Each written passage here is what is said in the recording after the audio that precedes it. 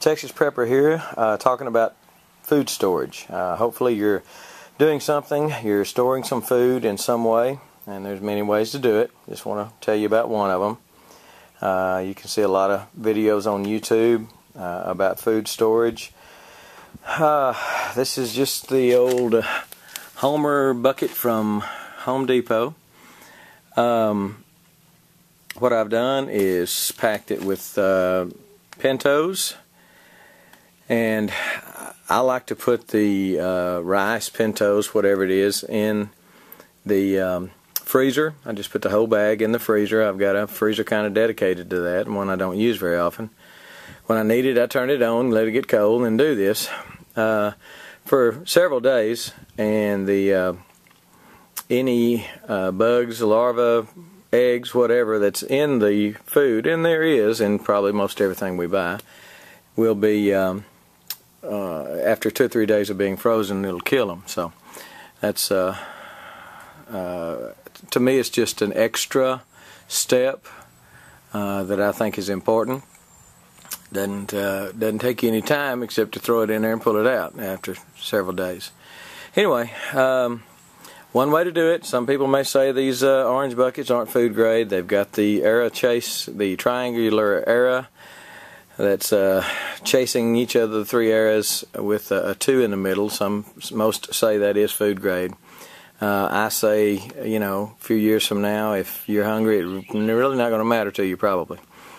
Anyway, I've got, I took this bag of pintos, I bought it at Sam's, took it out of the freezer yesterday, let it kind of get to room temperature or ambient temperature.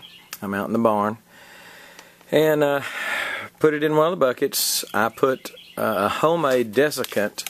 If you don't know what a desiccant is, it's something that absorbs moisture. Silica, the little silica packets you see in items, that's what they are there for, is to soak up any excess moisture, humidity. I've picked today that the humidity is down to probably 30%. The lower the better. Midsummer, if you live in a humid place, you just do it when you can do it, or do it inside when you've got the heater on, air conditioner on. But the less humid, the better. But I also make my own desiccant. I've used oxygen absorbers. I bought these, Fresh US. These are 500 cc. It takes 5 to do a 5-gallon bucket. I put 6. Again, overkill is best.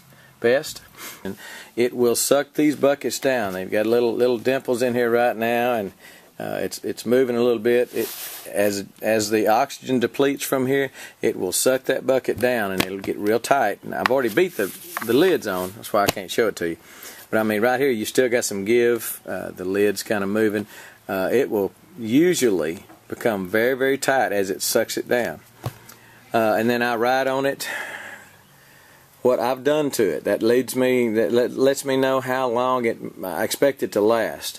And by that I mean, I say pintos, 516, 2011. They were frozen. They have O2 absorbers in it, and they have a desiccant with a desiccant. So I've done all 3 things that I know helps to keep the food longer. I froze it, I used O2 absorbers, and I used a desiccant. Now let me say, if you're not going to sprout whatever's in here, if it's pintos and you're not going to plant it in your garden, then use the O2 absorbers. You can use dry ice. O2 absorbers are just too cheap. It's a no-brainer. There's nothing to add, measure, whatever, like there is with dry ice. You don't have to wait. You don't have to worry about it kind of blowing up on you. So O2 absorbers are just the way to go. But if you pack something with O2 absorbers in it, or dry ice, or nitrogen pack, I'm not sure about nitrogen, I've never done that, but anything that you take the oxygen out of your grains or whatever, it's not going to sprout for you. At least that has been my experience. It will not sprout. If you put wheat in a bucket, use oxygen absorbers, it won't sprout. Mine did not sprout. I planted some out in the garden for a fall cover crop, winter cover crop. Not one blade came up. So, use oxygen absorbers if you know you're just going to eat it and not try to sprout it later. If you're going to feed it to the animals, if you're going to do anything except sprouting it or growing it out in the garden. Same way with, like I say, this is pintos. I have a friend of mine that says that's what he plants in his garden, is the pinto straight out of the store. I've never done that, but I guess you could, but I can't now because I have done it with oxygen absorbers. So anyway, if you want to be able to sprout it, if you want wheat that you want to be able to sprout or grow, pintos, something like that, then use, instead of using O2 absorbers, use diatomaceous earth. Use DE.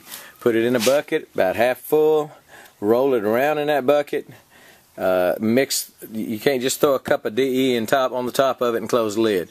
You got to mix it in there. You want the DE to cover all your grain, the corn, the beans, rice, whatever. You can put it in with rice. DE doesn't hurt you. Matter of fact, I take it every day. I use a tablespoon every day in some orange juice, or try to. So DE is good for you. But anyway, you can read up on that. There's a lot of health benefits to DE. So putting it in your food is not gonna have any problems at all. But anyway, store some food. But mainly, if you want to store some seeds or something like that, don't O2 absorb them. Don't vacuum pack them. Don't dry ice them. They're not going to sprout on you.